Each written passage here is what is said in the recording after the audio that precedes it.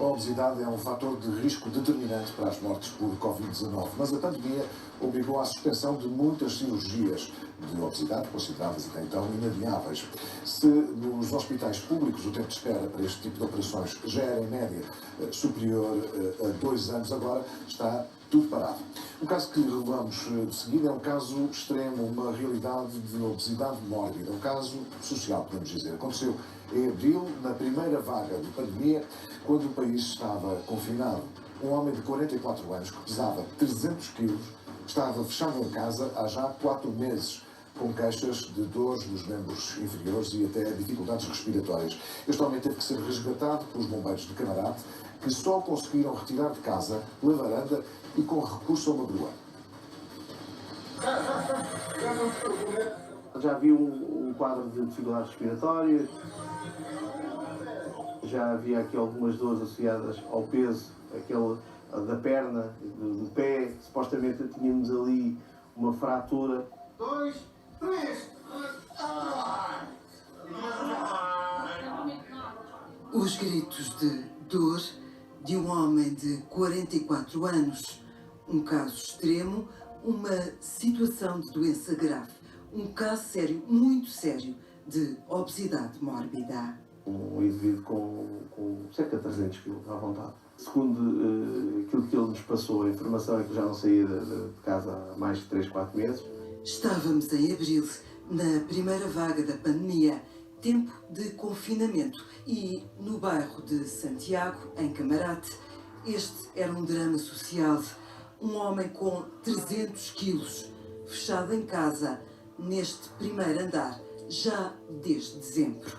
Eu até lhe perguntei como é que ele fazia a higiene pessoal dele e ele disse que limpava-se com algumas toalhitas, com umas toalhas, e que iria lá alguém de vez em quando dar-lhe comida e depois ajudava-no a levar à casa de banho. Eu disse, levar à casa de banho? Então, mas conseguias? Depois eu arrastava. Pronto, foi um cenário assim chocante, sim. Um choque de imediato, anestesiado pela necessidade de uma operação inédita. Os bombeiros de Camarate tiveram de arranjar uma estratégia para proceder ao resgate deste homem, retirá-lo pela varanda com recurso a uma grua. Foi a solução encontrada e a que melhor se adequava a um peso de 300 quilos, a uma pessoa em sofrimento com um quadro de muita angústia e dor. O nosso primeiro objetivo ali era minimizar a dor e por isso é que passámos dados ao CODU e o CODU, neste caso, acionou logo uma equipa médica para o local. Sedaram-no, mas não na totalidade, de forma a que ele tivesse menos dor. E a solução foi, olhei para um sofá e já temos aqui a solução. Uma poltrona era colocá-lo, retirá-lo naquele sofá de 3 lugares e pô-lo na poltrona, de um lugar só, e depois a partir dali cintar, pôr as cintas, e solicitei uma grua ao Codós de Lisboa, eles acionaram a grua do Estoril, e depois a partir daí também foi preciso cortar o gradeamento da varanda. Houve inicialmente, claro, ele muito medo, agarrava-se às cintas, não é? Porque era normal ele sair da varanda daquela forma, e daquela forma improvisada, é mesmo assim, mas sempre, nós sempre mantivemos sempre o diálogo com ele, de forma a dar-lhe o conforto, e também foi preciso acionar mais um veículo, neste caso de apoio, porque o mesmo não cabia numa ambulância. Ele foi transportado por uma carrinha de carga, é um veículo de apoio dos bombeiros que tem, por acaso dos nossos colegas de Loures. Este homem foi então transportado para o Hospital Beatriz Ângelo. Era um indivíduo que inicialmente dizia que não tinha apoio familiar, mas depois entendemos que não era verdade. Realmente ele é que se recusava em ser tratado e recusava o apoio da família. Essas pessoas escondem-se. O estigma é muito complicado. Nós sabemos que socialmente, embora se estigmatize um coxo por ser coxo, mas ninguém culpa o coxo por ser coxo, não é? Mas o gordo é culpado por ser gordo. Por isso, já estamos a apanhar o visual e o social. E depois ainda temos a família que não entende que aquilo é uma doença e que também estigmatiza. Por isso, a obesidade apanha os ranços todos de estigma que existem, o que é muito complicado, porque leva àquilo que disse, a depressões, muitas vezes ao suicídio, a situações gravíssimas com tratamentos complicados. Não é? Provavelmente esse quadro de angústia, se calhar, provavelmente ele já não tinha condições para trabalhar e por isso refugiou-se ali em casa e então chegou àquele estado. Provavelmente ali um esgotamento. Um caso chocante, extremo, mas que existe. É real. Já os factos e os números que seguem espelham bem como é tratada uma doença chamada obesidade em Portugal.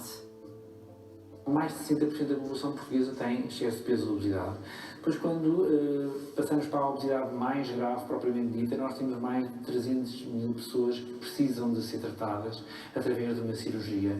E repare, não se fazem mais do que 3.000 cirurgias por ano entre público e privado.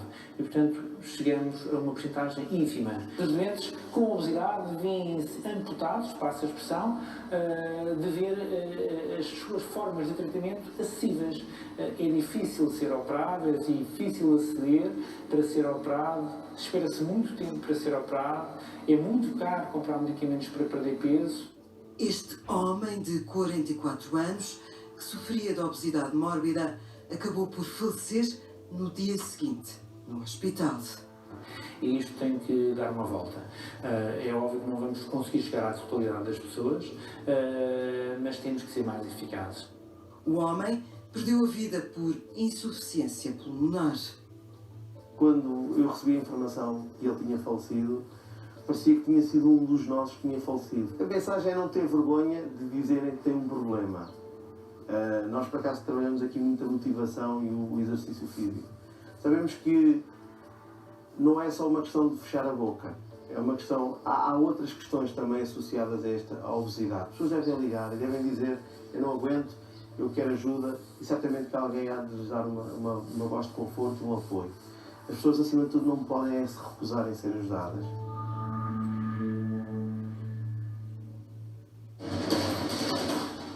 Já a seguir, nesta investigação CM, damos voz a doentes obesos que já sentiram na pele o preconceito pela sua condição. É o caso de Clarice, que chegou a pesar 136 quilos e dá o seu testemunho.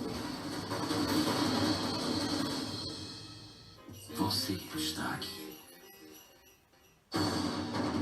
Nesta investigação, o CM damos voz a doentes obesos que já sentiram na pele o preconceito pelo facto de serem gordos. Clarice é um desses casos. Esta mulher, que é enfermeira, chegou a pesar mais de 136 quilos e já em fase adulta recorda que houve 2 momentos de discriminação que marcaram muito a sua vida. Clarice não foi admitida da primeira vez que concorreu para ser enfermeira, por causa do seu excesso de peso. Numa outra ocasião, houve também um médico que até a ofendeu por ser obesa.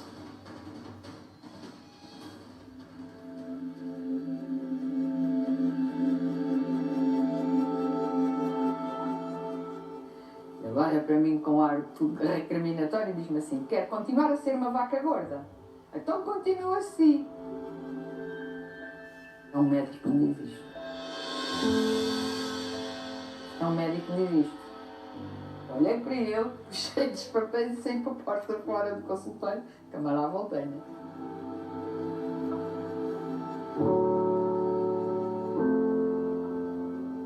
Clarice foi vítima do preconceito em plena consulta médica. Ele queria que eu fizesse 2 períodos de marcha ao longo do dia. Eu só conseguia, a nível familiar, fazer um período. E mesmo assim cheguei lá e tinha menos quase 10 quilos nessa consulta. São situações que são desagradáveis. Clarice era gorda, muito gorda. Tinha atingido os 136,5 kg. Era já considerada uma obesa mórbida. E este era mais um dos já muitos planos de emagrecimento com dieta e exercício físico. Mas Clarice sentiu que este médico não teve capacidade para lidar com o problema. É de quem não sabe lidar com o gordo, portanto, aquela tal discriminação, até tu és gorda porque não queres, és preguiçosa, não queres fazer exercício, não queres cumprir.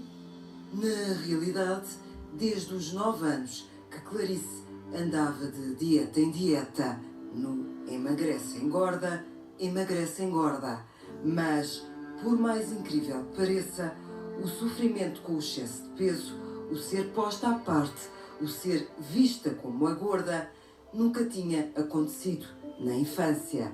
Clarice diz que só sentiu o estigma já em idade adulta.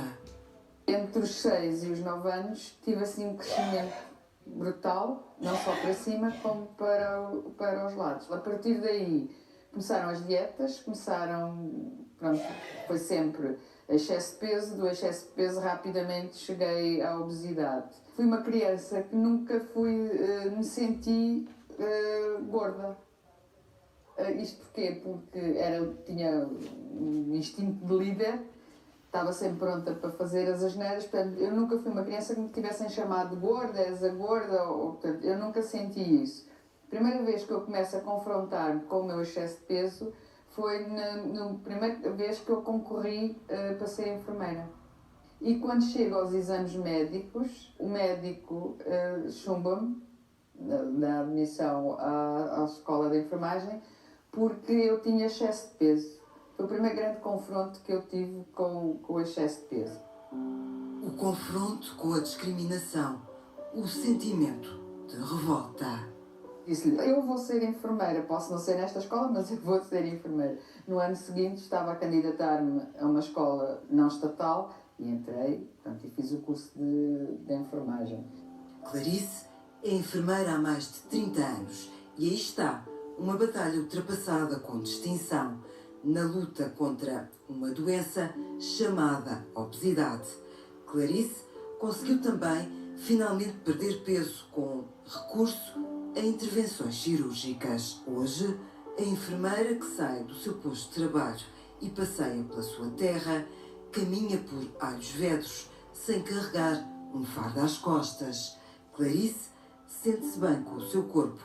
Esta já não é a enfermeira XXL. A enfermeira Clarice tem agora muito orgulho quando olha para o ponteiro da balança. Vim até aos 70 quilos, 70, 72, que é o pronto, nunca. Eu não vou ficar com o peso ideal, também aos 58 anos também não quero ser nesse mundo. Mas pronto, voltei àqueles pesos que eu tinha até na minha juventude. Entre os 70, 74, 75 é ali que o meu peso tem andado. Peso estável, mente sã. Há quem no passado lhe tenha tirado mal as medidas. Quer continuar a ser uma vaca gorda? Não fosse chamar Marquinha, a mãe dele. Apagou-se da minha memória que eu nem sequer sei o nome dele. Acredito que ele hoje tem consciência de que a obesidade não é porque a pessoa não é gorda porque quer, que naquela altura devia estar muito mais disponível para as pessoas, mas nem todos nascem para trabalhar com o gordo.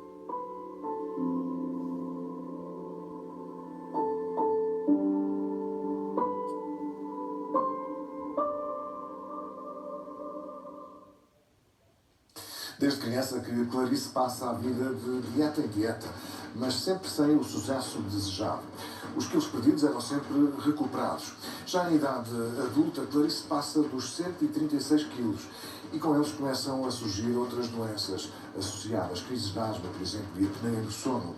Esta mulher decide então recorrer a uma intervenção cirúrgica, mas só à terceira operação é que Clarice conseguiu estabilizar o peso.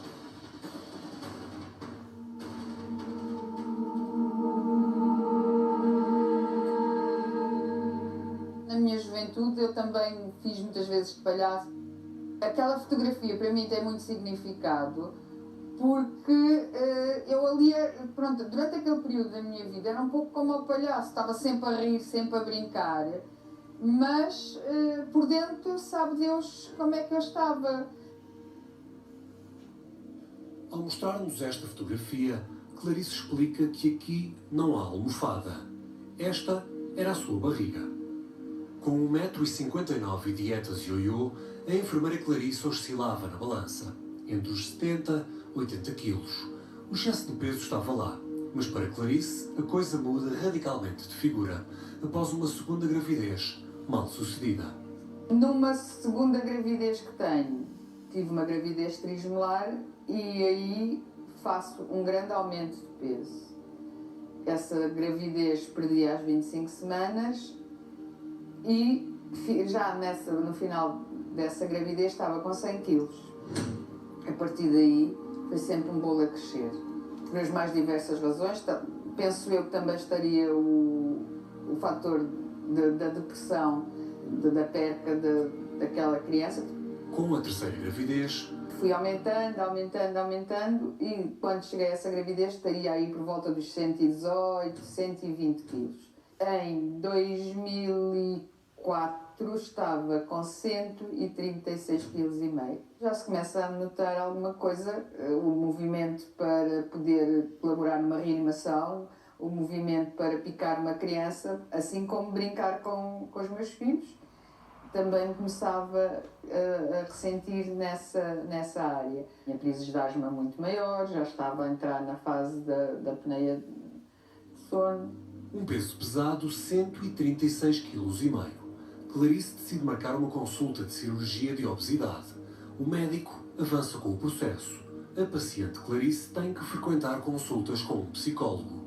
Com um nutricionista, faz uma bateria de exames pré-operatórios. Assume um compromisso. Ainda antes de sermos operadas, nós temos que demonstrar que queremos mesmo perder peso.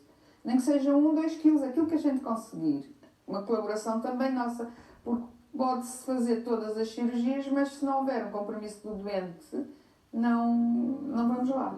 A 6 de dezembro de 2005, Clarice é operada. Coloca uma banda gástrica. No pós-operatório, continua a ser acompanhada por uma equipa multidisciplinar.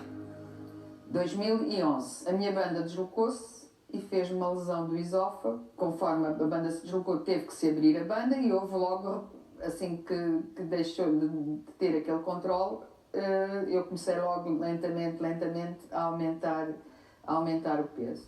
Portanto, fiz em 2011 a segunda cirurgia, que foi retirar a banda e fazer um bypass. Com o bypass gástrico, Clarice volta a perder peso, mas perde também ferro, sais minerais, proteínas, volta à mesa de operações. O médico teve que reverter o bypass para o sleeve, ou seja, teve que mexer no meu intestino, fazer a reposição do intestino novo, teve que fazer um novo corte do estômago, deitar uma parte de estômago fora e eu fiquei com o tubo, sleeve tubo. 3 cirurgias depois, Clarice volta a estabilizar o peso. Ao exercício físico, junta sessões de fisioterapia para a parte muscular. Mas havia algo que tinha ficado literalmente pendurado. Não gostava de sentir o meu corpo cheio de pelos. Portanto, assim, a nível do abdômen e pernas, eu não me sentia bem, principalmente com as pernas, eu não me sentia bem com a quantidade de pele que tinha. A ponto de quando eu era gorda, ir para a praia e não tinha qualquer problema, e aquele tempo em que, antes de fazer a cirurgia reconstrutiva, eu não ia à praia, não sentia bem com as peles. Clarice faz a primeira cirurgia reconstrutiva ao abdômen. Seguem-se os braços, pernas e mama. Depois tenho o meu corpo recalcitrado. E agora, assim, continua a ser uma luta nestes tempos de pandemia. Sem se esperar, eu já estou com 2 quilos, quase 3 quilos a mais do que o que tinha antes de pandemia. E, no entretanto, a minha alimentação é a mesma, o meu trabalho é o mesmo, mas falta-me o exercício. É para a vida toda, é assim, eu posso ter 500 cirurgias, mas se eu me esquecer da minha boca e do exercício, mais tarde ou mais cedo ganho peso.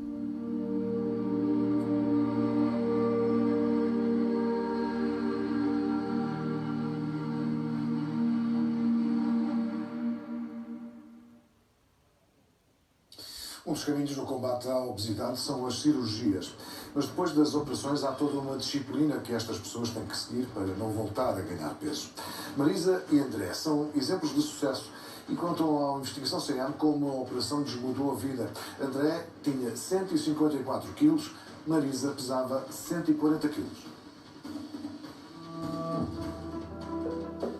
Eu Eu antes comia ao pequeno almoço 10 carcaças. Eu posso dizer que eu era o rei do buffet. Comia um frango inteiro, as batatas fritas, o arroz. Eu, se fosse um buffet, era dificilmente alguém conseguia comer mais do que eu. Eu tinha muita fome, o meu estômago era um saco. Marisa era assim, chegou aos 140 quilos. Fui dos 67 quilos aos 140 quilos. Com 17 anos, quis engravidar. A minha médica de família disse que eu tinha que comer por 2, eu entendi que por 2 era vezes 2. E com 140 quilos não conseguia apertar um atacador, não conseguia brincar com o meu filho, não conseguia arranjar trabalho. Fui responder uma vez a uma entrevista de emprego e passei à primeira fase, eu e uma amiga minha, uma colega minha. Quando cheguei ao dia da entrevista, eu fui a primeira, ela ficou na sala de espera, eu entro no gabinete e o senhor diz: a outra também é assim? Marisa não conseguia arranjar trabalho na sua área, tinha tirado jornalismo. Já André era um atleta, jogava futebol, era esta a sua figura. Mas depois de ter sofrido um acidente grave... Eu fui atropelado, eu cheguei aos 80 quando tive o acidente, depois fui aumentando e depois foi uma bola de neve. Eu sempre tentava fazer dieta, emagrecia nas primeiras semanas, depois engordava outra vez, engordava o que tinha emagrecido, ainda engordava mais alguns quilos. A primeira vez que eu fui pedir ajuda à médica de família já tinha 130 quilos, porque eu também não queria pedir ajuda, queria tentar por mim, ao máximo, tentei sempre. 130 quilos, aos 28 anos, lidar com os amigos era complicado.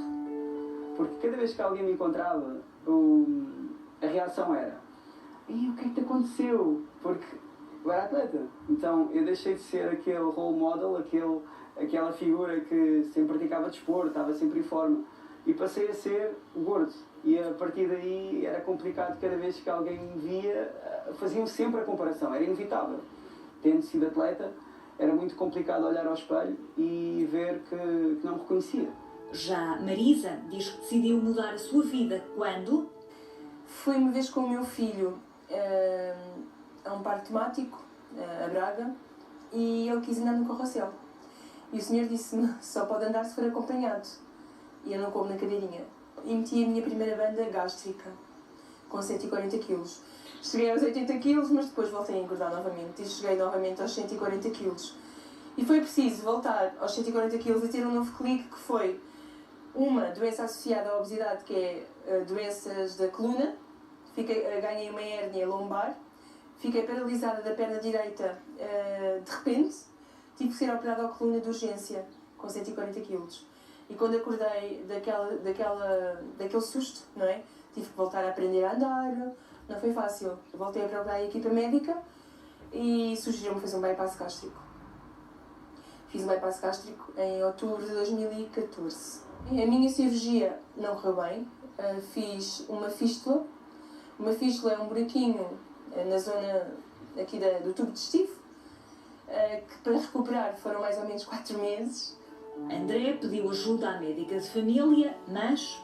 Disse-me que eu já tinha feito sempre desporto, então para tentar novamente, disse que eu provavelmente estava com algum distúrbio alimentar, que ia me encaminhar para um psicólogo. Bom, ao fim de 2 anos, chegámos à conclusão que realmente precisava de ser encaminhado para a cirurgia bariátrica. No total, desde que iniciei o processo, foram 5 anos. Com a médica de família? Com a médica de família. No hospital foram uns 3 anos. Eu fui para a cirurgia com 154 quilos e acabei por fazer com o vale de cirurgia. Falei com o presidente da Associação Portuguesa dos Bariátricos, que me ajudou a cativar o vale. A presidente da Associação Portuguesa dos Bariátricos é Marisa, que quando ainda estava a recuperar no hospital, decidiu. Então, comecei por convidar os vizinhos internados lá do hospital. Para formar uma app precisávamos de 9 pessoas. Aceitaram, de lá ainda foram 3 pessoas, mais umas pessoas que eu fui ao Facebook investigar quem é que era de bariátricos, e juntámos 9 bariátricos e fundámos a APOBARI, que é a Associação Portuguesa dos Bariátricos. Começámos em 2015, porque eu fui operada em 2014, exato, e tem sido muito gratificante, porque através da associação nós conseguimos desmistificar a cirurgia bariátrica. Conseguimos torná-la mais acessível através das nossas, a nível monetário, através das nossas parcerias. Ao fim de 6 meses em lista de espera para cirurgia, se os hospitais públicos não conseguirem dar resposta, os doentes que sofrem de obesidade podem pedir um vale cirurgia. Marisa ajudou André, que fez um mini bypass gástrico num hospital privado em Lisboa, e este foi o resultado.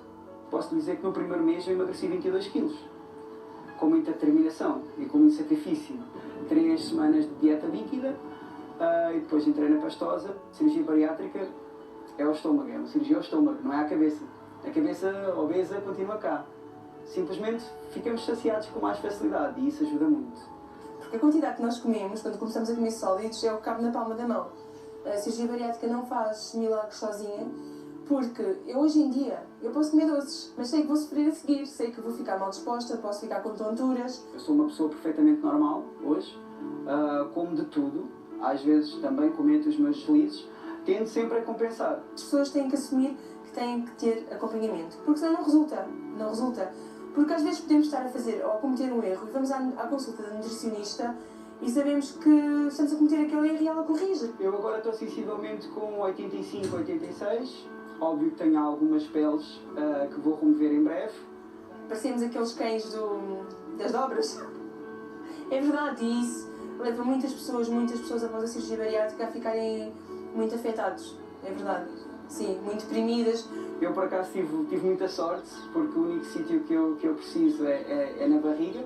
Fiz a cirurgia de reconstrução no Hospital Santa Maria, através também do Estado, não é? E foi gostosa, porque fiz uma cirurgia de 360 graus, toda à volta. Não tem comparação. Sinto-me, em comparação com o André obeso, sinto-me um super-homem, sem dúvida alguma. Senão, é da noite para o dia.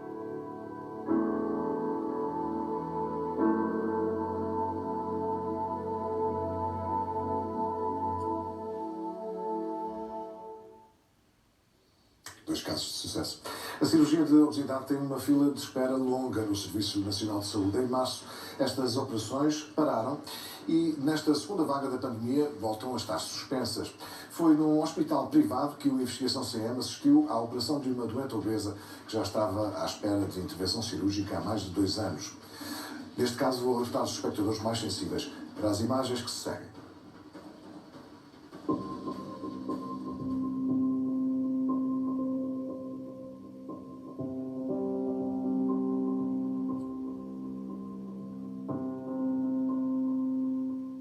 Os doentes com obesidade têm sido vistos como parente pobre. Fomos os primeiros a deixar de operar neste momento doentes, precisamente a alocar camas para internamentos relacionados com a Covid-19. A patologia, a obesidade, sendo considerada benigna, mas sabemos também que a obesidade está associada a um risco acrescido de vários tipos de cancro. Portanto, fazer estes doentes esperar 2, 3 anos ou ainda mais meses até serem operados, também estamos a fazer com que esse risco de neoplasias, ditos tumores, venham a instalar-se nestes doentes porque estão há mais tempo à espera para ser operados. Este doente esperou à vontade mais de 2 anos. E esta doente só está aqui hoje para ser operada porque este é um hospital privado. Nos públicos, por causa da pandemia, tal como já tinha acontecido em março, está de novo tudo suspenso, adiado. A lista de espera para a cirurgia de obesidade, que já era de 2, 3 anos, vai de mal a pior. Este é para já o panorama. Esta paciente iniciou o seu processo no hospital público e vai agora ser intervencionada ao abrigo de um vale cirurgia que é passado pela instituição pública para que possa, aqui, neste hospital privado, ser operada sem pagar nada, tal como teria acontecido se fizesse a cirurgia numa unidade do Estado. Francisca, chamemos-lhe assim, autoriza que a sua operação seja filmada, mas não quer ver a sua identidade revelada. Partilha quarto com outra paciente obesa que também vai ser operada e está quase na hora. Mas antes da partida para o bloco operatório, as duas pacientes recebem uma visita. Aqui neste lado, esta menina está com um IMC de 44. Temos quantos quilos para emagrecer? Para aí uns 30 ou 40. Está com 119, não é? É. Pronto. Mas vai correr bem. Vai ver. Vai ficar aí todo elegante. E neste lado? Tenho um muito definido. É? Mas quanto é que está a pesar? 117. 17. Depois vão às consultas e nós não os reconhecemos. Marisa e André, da Associação Portuguesa dos Bariátricos, apoiam, informam e confortam os doentes no antes e no depois da cirurgia. Quando vocês estiverem em casa, nos primeiros 15 dias, as duas têm o meu contacto. Se houver algum problema, seja a hora que for, problema, mas mais grave, não é? Não é fazerem perguntas estranhas durante a noite, já me aconteceu. Se houver algum problema, vocês ligam-me logo.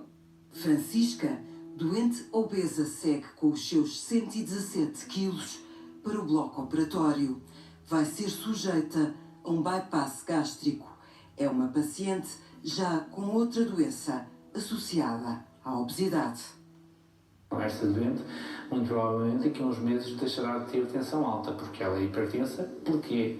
Porque tem obesidade. A mortalidade e as complicações associadas à Covid-19 estão, a obesidade é um fator de risco para essas complicações e para essa elevação da mortalidade. Lá fora, já caiu a noite. Cá dentro, está tudo a postos para a cirurgia. Está preparada? Mas é isso. Nervosa? Por isso. Não? Não. Ainda bem. Muito bem. O Dr. Luís Pina, que é o anestesista, depois já vai pôr a dormir. Está bem? A cirurgia demora para aí 1 horinha, não mais do que isso. Eu também cá fico ao pé de si, está bem? E enquanto a equipa prepara Francisca para o bypass, há direito a discos pedidos para a próxima hora na sala de intervenção. Banda, cantor. Ainda que bom, eu não gosto.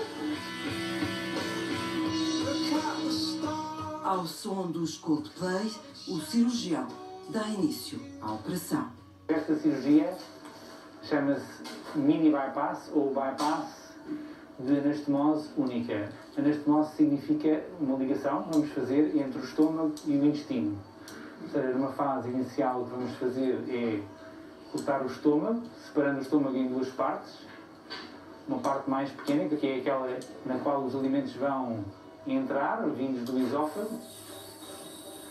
Depois o doente mastigar, engolir através do esófago, os alimentos vão chegar até a uma bolsa de estômago, que nós chamamos de bolsa gástrica, que vamos criar neste momento como sendo um reservatório mais pequeno e que vai fazer com que os doentes não consigam comer tanta quantidade de comida. Adicionalmente, ao fazermos uma ligação depois dessa bolsa gástrica a uma parte mais distal, uma parte lá mais para a frente do intestino delgado, o que vai acontecer é que vai haver um trajeto do intestino delgado através do qual os alimentos não vão passar e, como tal, não vão ser totalmente absorvidos.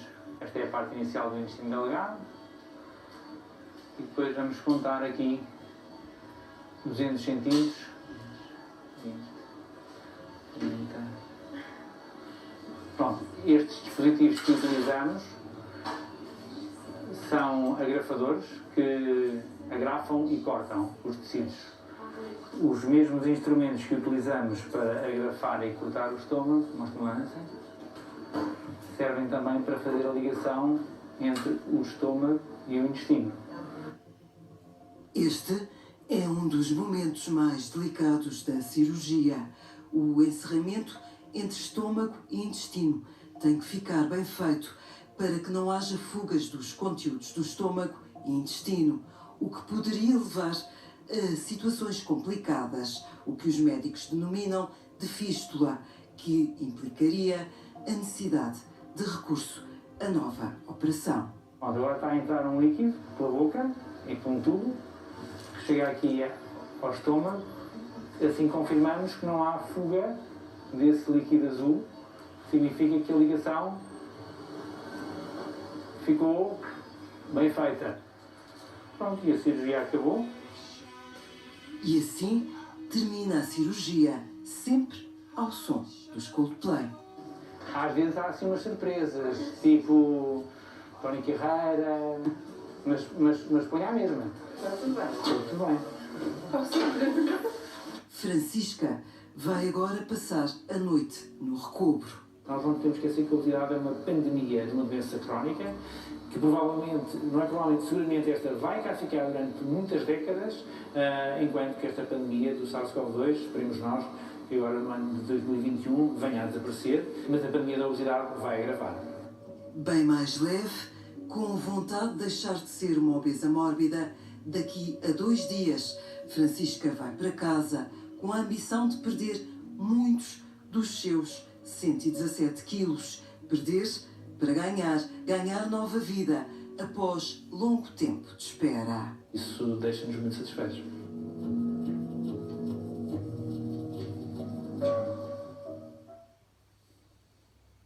As cirurgias de obesidade são totalmente comparticipadas pelo Estado. Já os medicamentos que são receitados pelos médicos aos doentes obesos para ajudar no controle do excesso de peso não têm qualquer tipo de comparticipação do Estado. Estes medicamentos custam cerca de 200 euros por mês, preço que não está ao alcance de todos. Mas os medicamentos existentes apenas controlam a obesidade, não tratam exatamente a doença. A Investigação CM falou com uma investigadora portuguesa que está neste momento a desenvolver um medicamento para o tratamento da obesidade.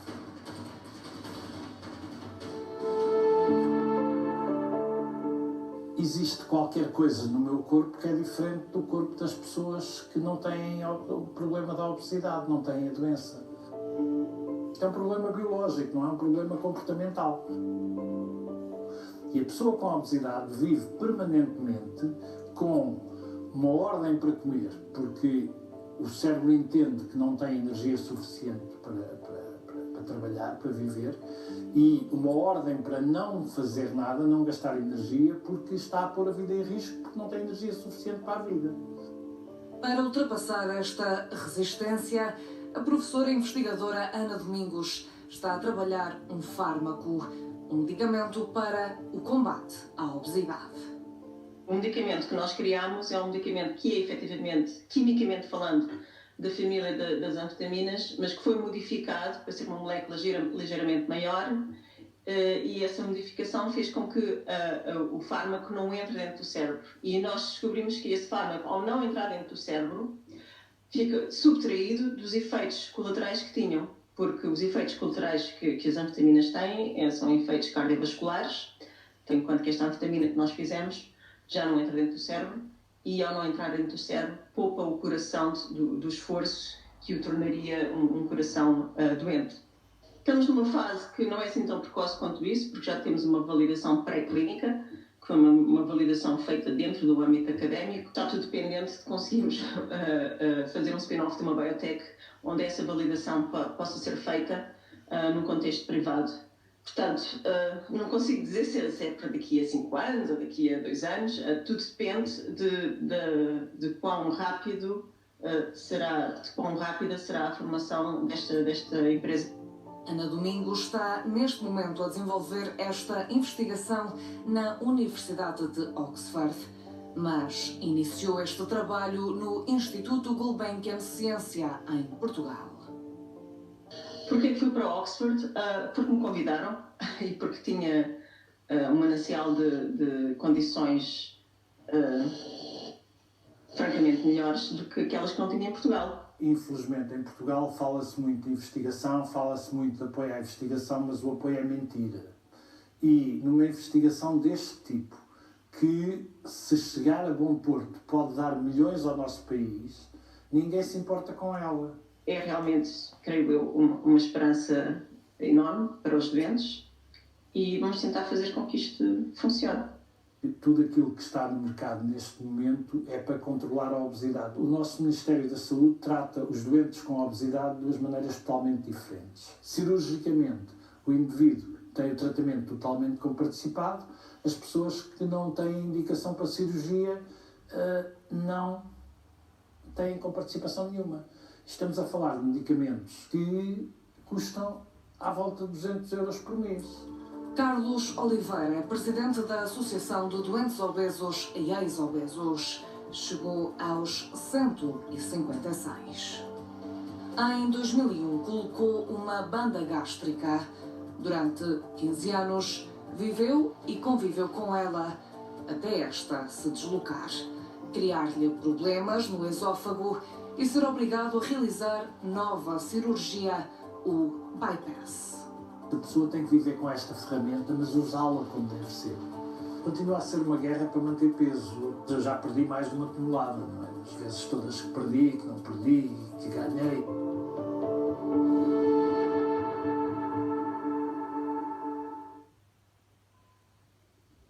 Para fechar esta investigação CN, já sabe que pode contactar-nos por este e-mail que vê na imagem, investigação@cnjornal.pt.